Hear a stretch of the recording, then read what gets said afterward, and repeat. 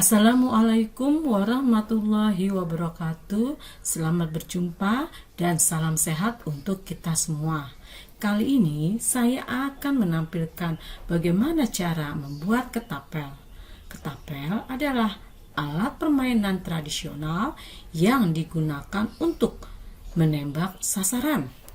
Dahulu sering digunakan untuk menembak sasaran burung, buah-buahan, dan lainnya. Nah, untuk sekarang dapat digunakan untuk permainan atau games dengan sasaran atau target suatu benda. Ketapel secara umum terbuat dari kayu, walaupun dapat dari bahan lainnya. Misal dahan pohon, kawat tebal, rotan, dan lain-lainnya. Bahan yang digunakan untuk ketapel adalah pertama, kayu. Kayu yang digunakan adalah kayu yang tidak keras. Contohnya adalah kayu jati Belanda. Kedua adalah ban dalam bekas sepeda.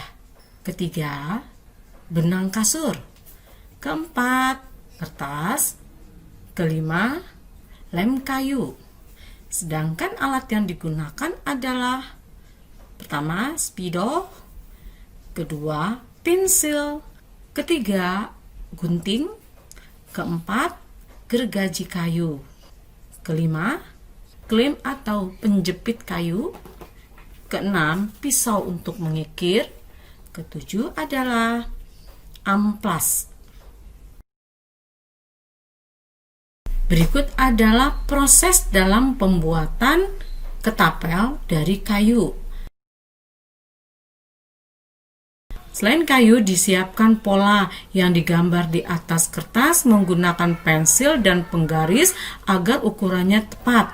Dan selanjutnya dipotong menggunakan gunting agar sesuai dengan pola yang diinginkan. Dan terdapat dua pola untuk sisi muka dan sisi samping. Menyiapkan ban sepeda bekas untuk tali ketapel. Benang kasur untuk mengikat. Nah, berikutnya adalah bagaimana membuatnya. Pertama, pola yang sudah digunting diciplak di atas kayu dengan menggunakan spidol agar terlihat jelas bentuk ciplakannya.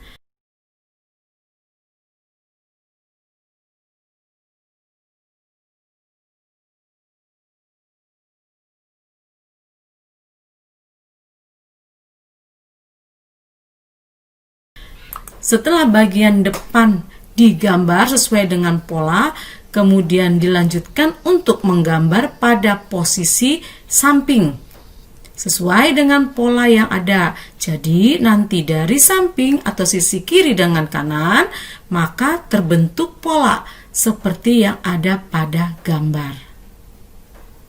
Nah, seperti ini hasilnya, di mana kayu sudah direkatkan dengan lem kayu. Berikut pola yang sudah diciplak di atas kayu. Kayu dipotong menggunakan gergaji kayu. Dan jangan lupa kayu dijepit dengan alat klem. Di sini alat klemnya adalah jenis F-klem. Ada beberapa macam penjepit kayu. Dipotong mengikuti arah dari pola atau sketsa yang sudah dibuat. Dan hati-hati, jangan sampai lewat dari pola yang ada sehingga akan merubah bentuk yang diharapkan. Gergaji ini digunakan untuk memotong kayu yang tidak terlalu tebal.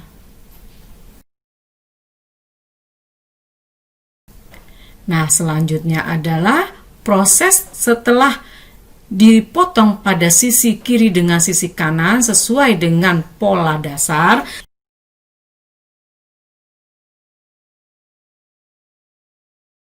Selanjutnya pada bagian tengah adalah dibor, ya, agar lebih mempermudah untuk melubangi kayu.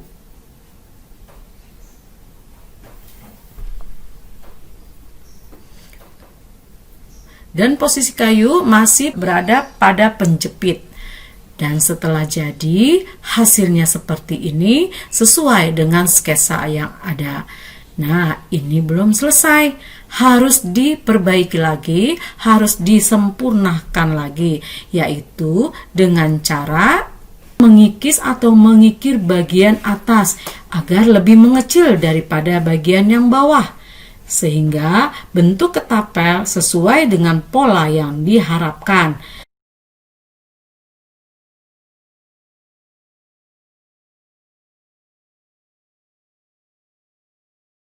Dan terlihat juga guratan-guratan yang terdapat pada kayu yang menambah keunikan bahan kayu sebagai bahan kerajinan keras alam. Dan hati-hati dalam menggunakan pisau pengikir karena harus tajam.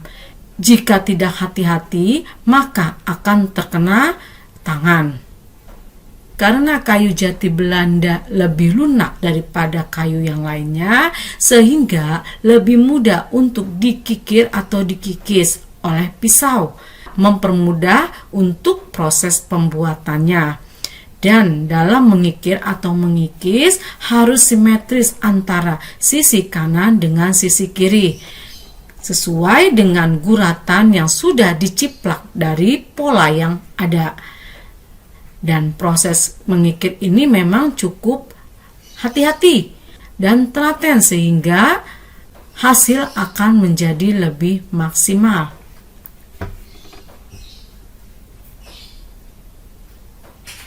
Usahakan bagian sudut dikikir supaya tidak tajam. Perhatikan pada ketapel yang belum jadi ini, sudah terlihat bagian pegangannya tidak berbentuk persegi.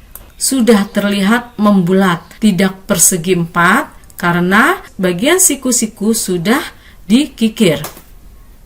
Begitu juga pada bagian atasnya.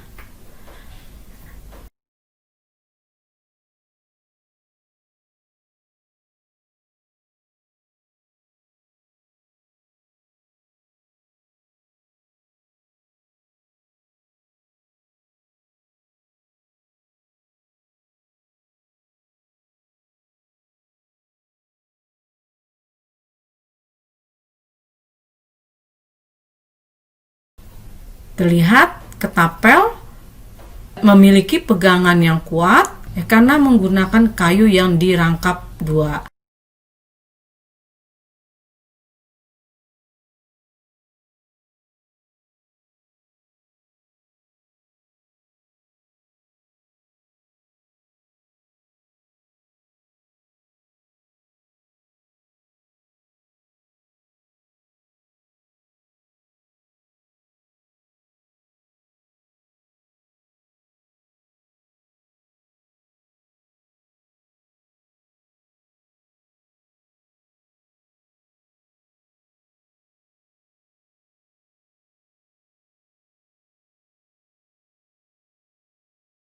Dan proses selanjutnya adalah termasuk finishing, yaitu mengamplas. Tujuannya adalah menghaluskan permukaan ketapel kayu sehingga lebih indah. Ketika digunakan lebih nyaman pada posisi pegangan ketapel. Diamplas sampai benar-benar halus. Selain kenyamanan, juga keindahan dari kerajinan kayu yang dibuat.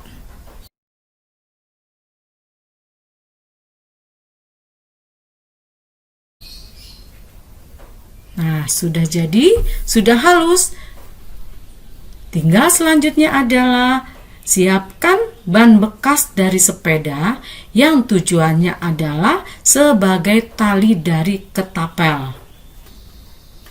Caranya adalah potong, memanjang sekitar 40 cm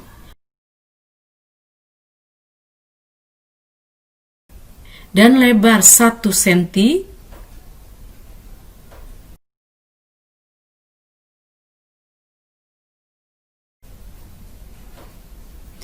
dibuat sebanyak 2 tali. dan dicoba apakah karetnya sangat baik. Ya, ternyata cukup baik dan dapat digunakan. Berikutnya siapkan juga ban luar sepeda yang lebih tebal, atau dapat menggunakan di sini adalah ikat pinggang bekas. Untuk apa? Ya, untuk diikatkan pada sisi tali ketapel. Dipotong sekitar 2 cm kali 5 cm. Nah, di sini adalah ujung tali ketapel diikatkan pada bagian ujung ketapel kayu dengan menggunakan benang kasur yang tebal.